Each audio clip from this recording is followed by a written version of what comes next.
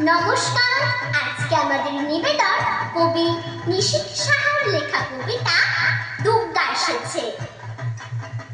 শিউলি ফুটেছে ওই কুয়াশা পড়েছে, দুর্গা এসেছে আমার, দুর্গা এসেছে। শিশিরে শিশিরে তারই খটাখটা হয়েছে শুরু তাই পদ্ম ফোটা। আকাশ আর বাতাস মিলে আগমনের সুর ধরেছে, দুর্গা এসেছে আমার, দুর্গা এসেছে। মাঝে আমার দুর্গতি নাশিনী, অসুর বিনাশিনী দুর্গা মা। বারে বারে এই ধরা ধামে এসো মা, এসো মা, এসো মা।